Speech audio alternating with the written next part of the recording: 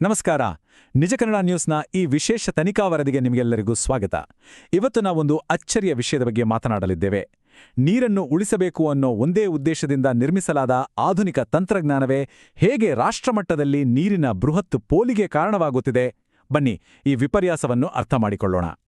ಖಂಡಿತ ಇದು ಕೇಳೋಕೆ ಸ್ವಲ್ಪ ವಿಚಿತ್ರ ಅನಿಸಬಹುದು. ಪರಿಸರ ಸ್ನೇಹಿ ಅಥವಾ ಎಕೋ ಟಾಯ್ಲೆಟ್ಗಳು ಅಂದ್ರೆ ನೀರು ಉಳಿಸ್ಬೇಕು ತಾನೆ. ಆದ್ರೆ ಮಿಲಿಯನ್ಗಟ್ಲೆ ಲೀಟರ್ ನೀರು ಇವುಗಳಿಂದಲೇ ಪೋಲಾಗ್ತಿದೆ ಅಂದ್ರೆ ನೀವು ನಂಬ್ತೀರಾ? ಮೇಲ್ನೋಟಕ್ಕೆ ಇದು ಅಸಾಧ್ಯ ಎನಿಸಿದ್ರೂ ವಾಸ್ತವದಲ್ಲಿ ಇದು ಸಂಪೂರ್ಣ ವಿರುದ್ಧವಾಗಿದೆ. ದಿನನಿತ್ಯದ ಬಳಕೆಯಲ್ಲಿರುವ ಈ ವ್ಯವಸ್ಥೆಗಳು ಕಣ್ಣಿಗೆ ಕಾಣದಂತೆ ಅತಿ ದೊಡ್ಡ ನೀರಿನ ಬಿಕ್ಕಟ್ಟನ್ನು ಸೃಷ್ಟಿಸುತ್ತಿವೆ. ಇದು ಹೇಗೆ ಸಾಧ್ಯ? ಬನ್ನಿ ಬಿಡಿಸಿ ನೋಡೋಣ. ಈ ಸಮಸ್ಯೆಯ ತೀವ್ರತೆಯನ್ನ ಸುಮ್ಮನೆ ಊಹೆಗಳ ಮೇಲೆ ಅಳೆಯುವ ಬದಲು ನೇರವಾಗಿ ಈ ಸ್ಕೇಲ್ ಆಫ್ ದ ಲೀಕ್ ಅಥವಾ ಸೋರಿಕೆಯ ಪ್ರಮಾಣ ಎಷ್ಟಿದೆ ಅಂತ ಅಂಕಿಅಂಶಗಳಲ್ಲೇ ಗುಡ್ಬಿಡೋಣ. 400 ಲೀಟರ್. ಹೌದು, ಕನ್ಸ್ಯೂಮರ್ ವಾಟರ್ ಕೌನ್ಸಿಲ್ ನೀಡಿರುವ ಆಘಾತಕಾರಿ ಮಾಹಿತಿಯ ಪ್ರಕಾರ ಸರಿಯಾಗಿ ಕೆಲಸ ಮಾಡದ ಒಂದೇ ಒಂದು ಎಕೋ ಟಾಯ್ಲೆಟ್ ಪ್ರತಿದಿನ ಬರೋಬ್ಬರಿ 400 ಲೀಟರ್ ನೀರನ್ನು ಸೋರಿಕೆ ಮಾಡ್ತದೆ. ಯೋಚನೆ ಮಾಡಿ, ಪ್ರತಿದಿನ 400 ಲೀಟರ್. ಇದು ಸೈಲೆಂಟ್ ಆಗಿ ನಡೀತಿರುವ ಅತಿ ದೊಡ್ಡ ಪೋಲು. ವಾಟರ್ ವೈಸ್ ಎಂಬ ಪ್ರಮುಖ ಪರಿಸರ ಸಂರಕ್ಷಣಾ ಸಂಸ್ಥೆ ಹೇಳೋ ಪ್ರಕಾರ ಯುಕೆಯಲ್ಲಿರೋ ಒಟ್ಟು ಶೌಚಾಲಯಗಳಲ್ಲಿ 8% ಈಗಾಗಲೇ ಲೀಕ್ ಆಗ್ತಾನೇ ಇವೆ. ಕೇವಲ 92% ಮಾತ್ರ ಸರಿಯಾಗಿ ಕೆಲಸ ಮಾಡ್ತಿವೆ. ಈ 8% ಅನ್ನೋದು ಕೇಳೋಕೆ ಸಣ್ಣ ನಂಬರ್ ಅಂತ ಅನ್ಸ್ಬೋದು, ಆದರೆ ಒಟ್ಟು ಸಂಖ್ಯೆಗೆ ಹೋಲಿಸಿದಾಗ ಇದರ ತೀವ್ರತೆ ಎಷ್ಟಿದೆ ಅಂತ ಗೊತ್ತಾಗತ್ತೆ.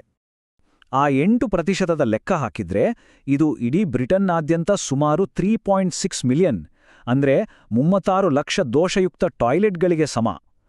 ಇಷ್ಟು ದೊಡ್ಡ ಸಂಖ್ಯೆಯ ಶೌಚಾಲಯಗಳು ನಿರಂತರವಾಗಿ ನೀರನ್ನ ಹರಿಸ್ತಾಲೇ ಇದೆ.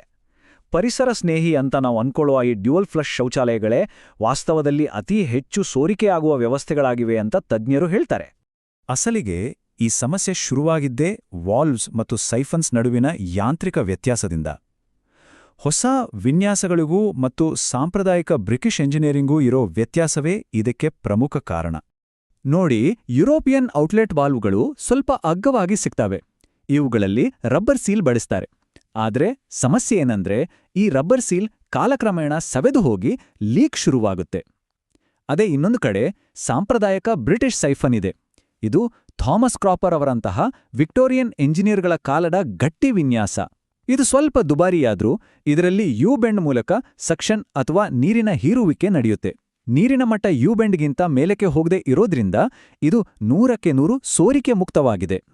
ಈ ಕತೆ ಶುರುವಾಗಿದ್ದು ಹೇಗೆ ಅಂತ ನೋಡಿದ್ರೆ, 2001ಕ್ಕೂ ಮುಂಚೆ ಬ್ರಿಟನ್ನಲ್ಲಿ ಈ ಸೋರಿಕೆ ಮುಕ್ತ ಸೈಫನ್ಗಳನ್ನೇ ವ್ಯಾಪಕವಾಗಿ ಬಳಸ್ತಾ ಇದ್ರು. ಆದರೆ 2001ರಲ್ಲಿ ಬಿಲ್ಡರ್ಗಳ ವೆಚ್ಚವನ್ನ ಕಡಿಮೆ ಮಾಡೋ ಉದ್ದೇಶದಿಂದ ಅಗ್ಗದ ಡ್ಯುಯಲ್ ಫ್ಲಶ್ ವಾಲ್ವ್ಗಳಿಗೆ ಅವಕಾಶ ಮಾಡಿಕೊಡಲಾಯಿತು. ಆಮೇಲೆ 2013ರಲ್ಲಿ ಯುರೋಪಿಯನ್ ಯೂನಿಯನ್ ನಿಯಮ ಬಂತು. ಅದರ ಪ್ರಕಾರ ಪ್ರತಿ ಫ್ಲಶ್ಗೆ ಗರಿಷ್ಠ 3.5 ಲೀಟರ್ ನೀರು ಮಾತ್ರ ಬಳಸುವ ಕಡ್ಡಾಯ ಆದೇಶ ಬಂತು. ಈ ಹೊಸ ನಿಯಮಗಳು ಮತ್ತು ವೆಚ್ಚ ಕಡಿತದ ಐಡಿಯಾಗಳು ಸೇರಿ ಬಹಳ ಅದ್ಭುತವಾಗಿದ್ದ ಬ್ರಿಟಿಷ್ ಸೈಫನ್ಗಳನ್ನ ಮಾರುಕಟ್ಟೆಯಿಂದಲೇ ದೂರ ತಳ್ಳಿದವು. ತಾಂತ್ರಿಕ ಸಮಸ್ಯೆಯಾಗಿ ಶುರುವಾದ ಈ ವಿಷಯ ಈಗ ಬ್ರಿಟನ್ನಲ್ಲಿ ಬ್ರೆಕ್ಸಿಟ್ ಟಾಯ್ಲೆಟ್ ಡಿಬೇಟ್ ಅಂತಾನೆ ದೊಡ್ಡ ರಾಜಕೀಯ ಚರ್ಚೆಯಾಗಿ ಮಾರ್ಪಟ್ಟಿದೆ.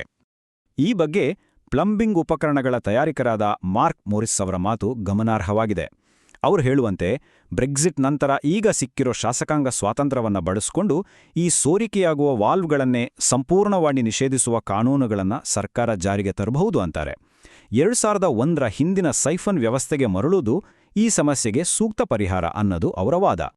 ಹಾಗೆ 1990ರ ದಶಕದಿಂದಲೂ ಈ ವಾಲ್ವ್ಗಳ ವಿರುದ್ಧ ಹೋರಾಡ್ತಿರುವ ಮಾಜಿ ಸಂಸದ ಮೈಕೆಲ್ ಫ್ಯಾಬ್ರಿಕಾಂಟ್ ಅವರು ಒಂದು ಮಾತು ಹೇಳ್ತಾರೆ. ಯುರೋಪಿಯನ್ ಮಾದರಿಯ ಟಾಯ್ಲೆಟ್ಗಳನ್ನು ನಿಷೇಧಿಸೋದು ಬ್ರೆಕ್ಸಿಟ್ ಡಿವಿಡೆಂಡ್, ಅಂದ್ರೆ ಬ್ರೆಕ್ಸಿಟ್ನಿಂದ ಸಿಗುವ ಲಾಭ ಅಂತ ಅವರು ಬಣ್ಣಿಸ್ತಾರೆ.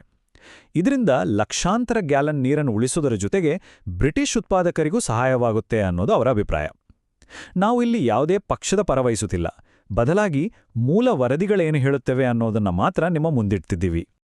ಸರಿ, ರಾಜಕೀಯದ ಮಾತು ಪಕ್ಕಕ್ಕಿಟ್ಟು ಭವಿಷ್ಯದ ಪರಿಣಾಮಗಳತ್ತ ಗಮನಹರಿಸೋಣ. ಈ ಸಮಸ್ಯೆಯನ್ನು ಮುಂಬರುವ ದಿನಗಳಲ್ಲಿ ಸರಿಪಡಿಸುವುದು ಎಷ್ಟು ಅನಿವಾರ್ಯ ಅನ್ನೋದನ್ನ ನಾವು ಅರ್ಥ ಮಾಡಿಕೊಳ್ಬೇಕು. 24%. ಇದು ಕೇವಲ ಪರಿಸರದ ನಷ್ಟ ಅಲ್ಲ, ಇದು ನೇರವಾಗಿ ನಮ್ಮ ಜೇಬಿಗೆ ಬೀಳುವ ಕತ್ತರಿ. 2030ರ ಹೊತ್ತಿಗೆ ನೀರಿನ ಬಿಲ್ಗಳು 24% ಹೆಚ್ಚಾಗೋದಕ್ಕೆ ಈಗಾಗಲೇ ಅನುಮೋದನೆ ನೀಡಲಾಗಿದೆ. ಅಂದ್ರೆ ಈ ಸೋರಿಕೆ ಬರೀ ಪರಿಸರದ ಸಮಸ್ಯೆಯಷ್ಟೇ ಅಲ್ಲ, ಇದು ಪ್ರತಿ ಮನೆಯ ಆರ್ಥಿಕ ಹೊರೆಯಾಗಲಿದೆ. ನಾವು ಬಳಸದ ಸುಮ್ಮನೆ ಹರಿದು ಹೋಗುತ್ತಿರುವ ನೀರಿಗೂ ದೊಡ್ಡ ಮೊತ್ತದ ಹಣವನ್ನು ಕಟ್ಟಬೇಕಾಗುತ್ತದೆ. ಇದರ ಗಂಭೀರತೆ ಅರಿತುಕೊಂಡು ಪರಿಸರ ಇಲಾಖೆ ಈ ಸೋರಿಕೆಯನ್ನ ತಡೆಯಲು ಲೀಕೀಲೂ ಟಾಸ್ಕ್ ಫೋರ್ಸನ್ನೇ ರಚಿಸಿದೆ. 2050ರ ವೇಳೆಗೆ ಇಂತಹ ಸೋರಿಕೆಗಳನ್ನು ಅರ್ಧದಷ್ಟು ಕಡಿಮೆ ಮಾಡಬೇಕು, ಹಾಗೆ 2038ರ ವೇಳೆಗೆ ಪ್ರತಿಯೊಬ್ಬರ ನೀರಿನ ಬಳಕೆಯನ್ನ 20% ತಗ್ಗಿಸಬೇಕು ಅನ್ನೋದು ಸರ್ಕಾರದ ಕಾನೂನುಬದ್ಧ ಗುರಿಗಳಾಗಿವೆ. ಇದೆಲ್ಲ ಕೇಳಿ ಮನೆಯಲ್ಲೂ ಈ ರೀತಿ ಸೈಲೆಂಟಾಗಿ ನೀರು ಪೋಲಾಗ್ತಿದ್ಯಾ ಅಂತ ಡೌಟ್ ಬಂತಾ? ಇದನ್ನ ಚೆಕ್ ಮಾಡೋಕೆ ಒಂದು ಸಿಂಪಲ್ ಪೇಪರ್ ಟೆಸ್ಟ್ ಇದೆ ನೋಡಿ. ಫ್ಲಶ್ ಮಾಡಿದ್ಮೇಲೆ ಒಂದು ಅರ್ಧ ಗಂಟೆ ಕಾಯಿರಿ. ಆಮೇಲೆ ಟಾಯ್ಲೆಟ್ ಬೌಲ್ನ ಹಿಂಭಾಗವನ್ನು ಚೆನ್ನಾಗಿ ಒರೆಸಿ ಅಲ್ಲಿ ಒಂದು ಟಾಯ್ಲೆಟ್ ಪೇಪರ್ ತುಂಡನ್ನು ಇಡಿ. ಸ್ವಲ್ಪ ಸಮಯ ಬಿಟ್ಟು ಪೇಪರ್ ಒದ್ದೆ ಆಗ್ತಿದೆಯಾ ಅಂತ ಪರಿಶೀಲಿಸಿ. ಒಂದು ವೇಳೆ ಪೇಪರ್ ಒದ್ದೆ ಆದರೆ ಮೇಲಿನಿಂದ ನೀರು ಸೋರಿಕೆ ಆಗುತ್ತಿದೆ ಎಂದರ್ಥ. ಇದು ಪ್ರತಿಯೊಬ್ಬರೂ ತಮ್ಮ ಮನೆಯಲ್ಲಿ ಮಾಡಬಹುದಾದ ಅತ್ಯಂತ ಉಪಯುಕ್ತ ಪರೀಕ್ಷೆ. ಹಾಗಾದ್ರೆ ಆಧುನಿಕ ಜಗತ್ತಿನ ನೀರನ್ನ ಉಳಿಸಲು ಕೊನೆಗೆ ನಮಗೆ ಆ ವಿಕ್ಟೋರಿಯನ್ ಯುಗದ ಹಳೆಯ ಇಂಜಿನಿಯರಿಂಗ್ ತಂತ್ರಜ್ಞಾನವೇ ಬೇಕಾಯ್ತಾ? ಪರಿಸರ ಸ್ನೇಹಿ ಅನ್ನೋ ಹೊಸ ತಂತ್ರಜ್ಞಾನಗಳು ವಿಫಲವಾದಾಗ ದಶಕಗಳ ಹಿಂದಿನ ಆ ಹಳೆಯ ಗಟ್ಟಿ ತಂತ್ರಜ್ಞಾನದ ಬೆಲೆ ಈಗ ನಮಗೆ ಅರ್ಥವಾಗ್ತಿದೆಯಲ್ವಾ? ನಿಜಕ್ಕೂ ಇದು ಒಂದು ದೊಡ್ಡ ವಿಪರ್ಯಾಸ.